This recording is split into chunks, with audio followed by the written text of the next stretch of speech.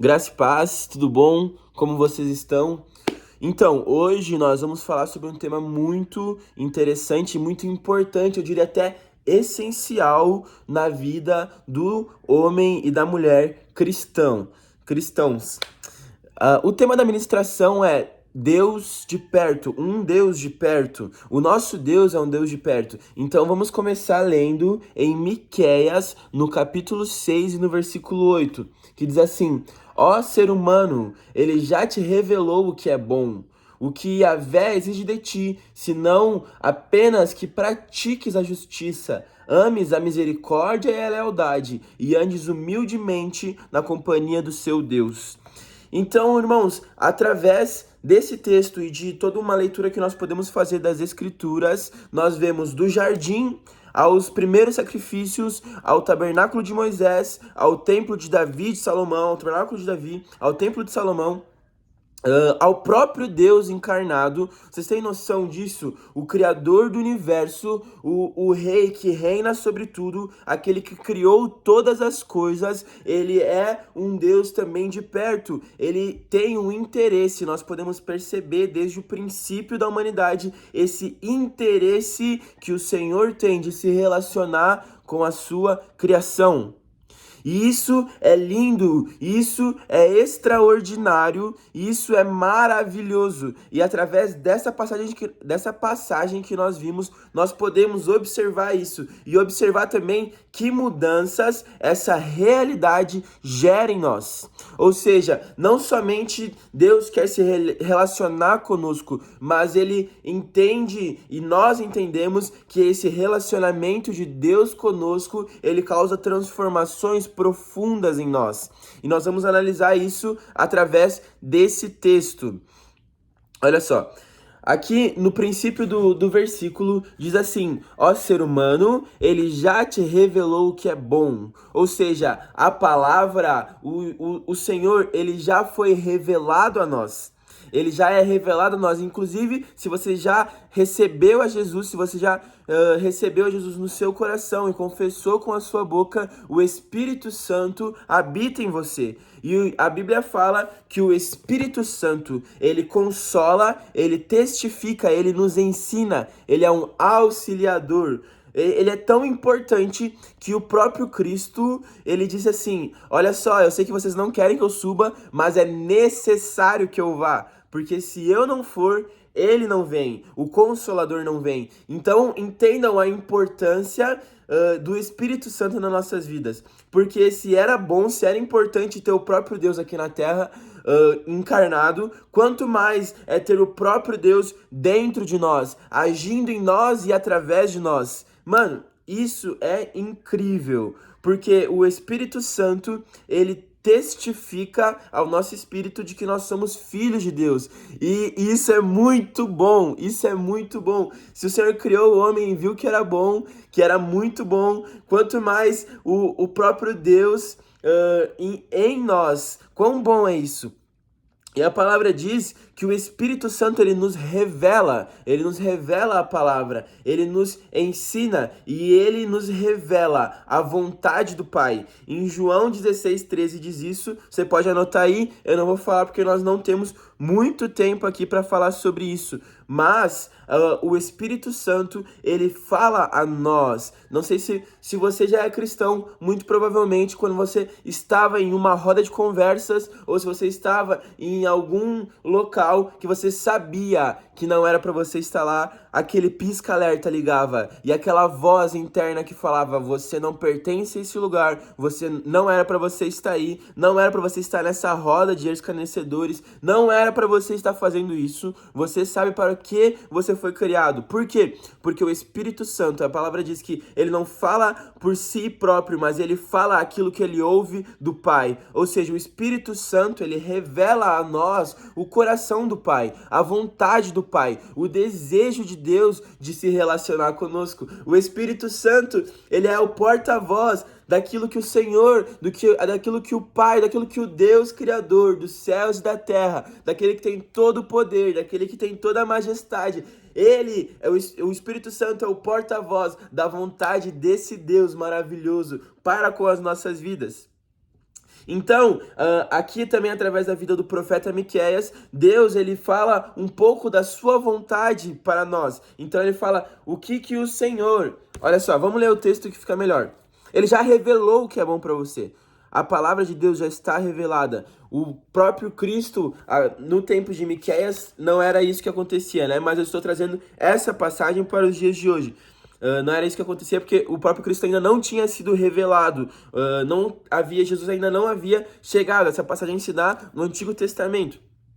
Mas mesmo assim, sem o Cristo estar revelado, Deus já havia revelado ao povo que era bom. Porque Deus, ele usava profetas, sacerdotes, reis, para trazer a sua vontade ao povo.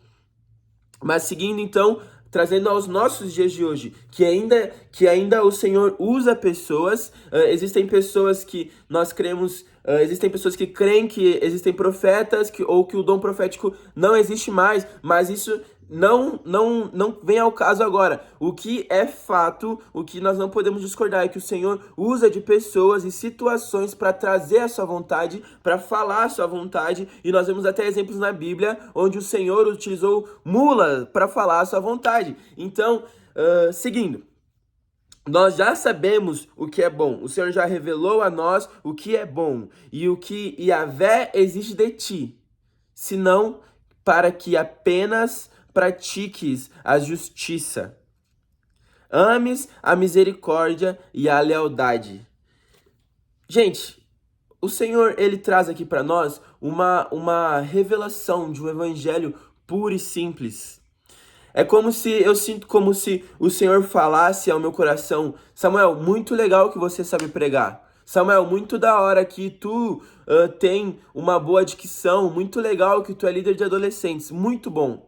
Mas o que eu exijo de ti? A não ser que tu pratiques a justiça, que tu ames a misericórdia e a lealdade. Porque se você não for leal, se você não for misericordioso, de nada vale você ter uma boa homilética, uma boa exegese, uma boa interpretação bíblica, uma boa dicção para que você fale as palavras com clareza, para que as pessoas entendam, se você não pratica a justiça. Se você não é misericordioso, você vai ser como aquele servo que foi perdoado pelo rei, mas que ao chegar ao seu conservo, não perdoou. E aí, o rei, ao saber dessa notícia, percebe a injustiça que estava acontecendo e fala que aquele servo que foi perdoado, mas não perdoou, estava novamente condenado pela sua dívida. Então, o que o Senhor nos convida a fazer é sermos leais com aquilo que Ele já nos revelou. É sermos fiéis àquilo que Ele já nos trouxe. Mas aí encontramos um grande problema. Por quê? Deixa eu passar aqui minha folhinha. Porque nós, seres humanos, nós temos uma maldade por natureza. Nós podemos entender, através da Bíblia, que através do primeiro Adão, entrou o pecado na humanidade. Era como se a humanidade recebesse essa falha no seu DNA. O pecado entrou como um vírus no sistema da humanidade. Ou seja, nós, por natureza, somos pecaminosos, somos maus, nós temos essa maldade por natureza. E esse é o grande problema. Como que eu vou praticar a justiça se eu sou mau por natureza? Como que eu vou amar a misericórdia e a lealdade se eu sou mau por natureza? Se o pecado está em mim, como eu vou fazer isso? E aí o Senhor vem com a solução. A solução é: andes, olha só, vou ler aqui. Andes humildemente na companhia do seu Deus. Essa é a chave. Andes humildemente na companhia do seu Deus.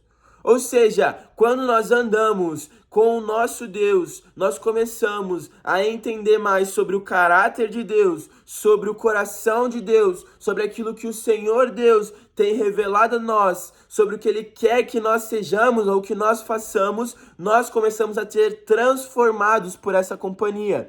Eu não sei se você já experimentou isso na sua vida, mas quando nós andamos muito com alguma pessoa, com algum amigo ou com algum familiar, enfim, ou até mesmo com o nosso cônjuge, nós começamos a pegar características dessas pessoas. Eu sou muito amigo de um primo meu e eu falo várias frases parecidas com as frases deles. Eu sou muito amigo da minha noiva e a gente às vezes fala as coisas na mesma hora, no mesmo momento, a mesma frase. E isso é uma conexão que nós temos por passarmos tempo juntos, passarmos tempos de qualidade. E eu acredito de todo o meu coração que conforme nós andamos humildemente na companhia do nosso Deus, nós começamos a pegar, a entender e a praticar, às vezes até de forma inconsciente, coisas que são da natureza de Deus. Ou seja, eu passo mais tempo com meu Deus e eu começo a ser mais parecido com Ele. Então, conforme eu passo tempo com o meu Deus, eu me torno mais parecido com Ele. E essa é a conclusão que eu chego nessa palavra. Você quer pregar, tua vontade é que tu seja um grande pregador, ou tua vontade é que você seja um grande homem ou uma mulher de Deus, e pôr as mãos sobre os enfermos e eles serem curados, ou fazerem sinais e maravilhas. Disso de nada adianta se nós não tivermos o amor, se nós não tivermos um relacionamento com aquele que é o amor. Se nós não praticarmos a justiça, se nós não amarmos, se nós não formos misericordiosos e perdoarmos aos outros, de nada adianta nós sermos usados por Deus nessas outras áreas se a gente não vive o básico. Então, o meu convite para você hoje é que você viva esse básico. O básico é essencial. O básico, ele é a base, ele é a estrutura. Se você crescer sem estrutura, vão vir os ventos, vão vir as tempestades e vão derrubar a sua vida. É nessa que grandes homens de Deus caem, porque eles crescem mais do que a sua base pode suportar. Então, invista na sua base. A sua base é o seu relacionamento com Deus. Andes humildemente com o seu Deus. Ames a justiça. Pratique a misericórdia. Perdoe assim como você foi perdoado. E, por favor, tenha uma vida de relacionamento com Deus, uma vida de oração, uma vida de leitura da palavra, uma vida de jejum. Amém, meus irmãos? Eu creio que essa é a chave para que a gente viva cada vez mais parecido com o nosso Senhor e transforme a sociedade ao nosso redor e alcancemos mais pessoas através do amor de Cristo. Amém? Muito obrigado pela oportunidade. Tamo junto.